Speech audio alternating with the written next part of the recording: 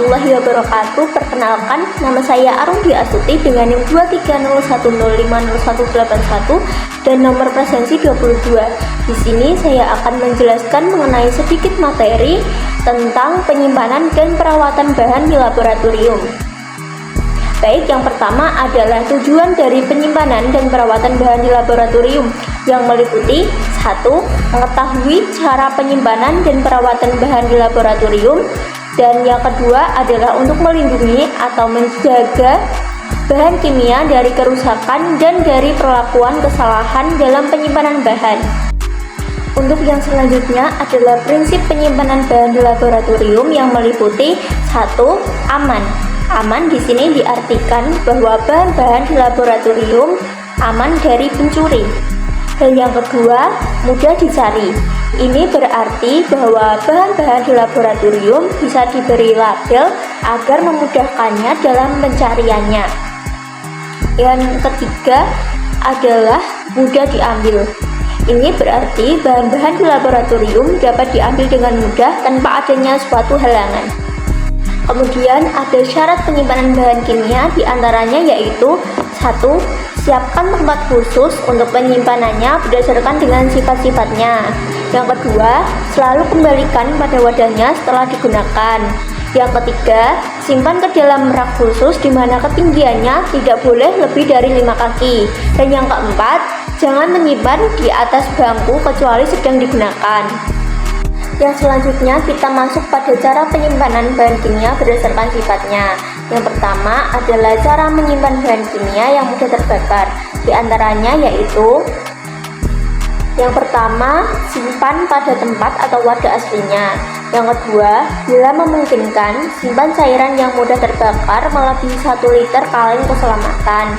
Yang ketiga, jauhkan cairan yang mudah menyala dan terbakar dari bahan-bahan oksidasi yang kuat seperti peroksida, perklorat, permanganat, klorat, asam nitrat, atau kromat.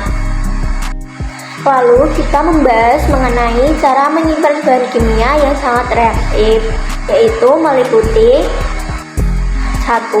Baca literatur atau MSDS ketika akan mengambil keputusan soal penyimpanan bahan kimia reaktif.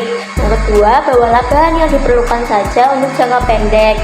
Yang ketiga, tambahkan label, tanggal, serta catat semua bahan yang sangat reaktif.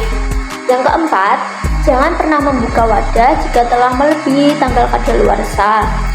Yang kelima, jangan membuka pembentuk peroksida saat ada endapan. Yang keenam, simpan pada wadah yang berukuran cukup besar agar dapat menampung semua isi botol. Yang ketujuh, simpan pada keramik atau wadah kaca. Dan untuk bahan yang tidak stabil karena panas yang dihasilkan oleh lemari, maka gunakan kulkas yang didukung dengan fitur keselamatan.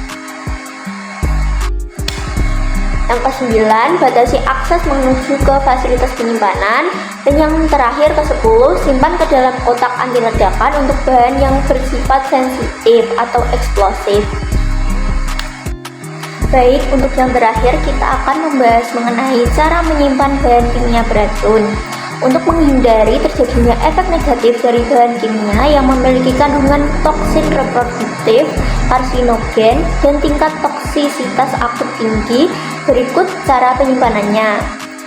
Yang pertama, simpan ke dalam tempat berventilasi dan harus ada pengaman sekundernya yang resisten serta anti pecah. Yang kedua, berikan label tanda peringatan. Yang ketiga, beri batasan akses ke ruang penyimpanan. Dan yang keempat, gunakan inventaris untuk bahan yang beracun. Baik, berikut adalah sumber referensi yang saya ambil untuk membuat video ini.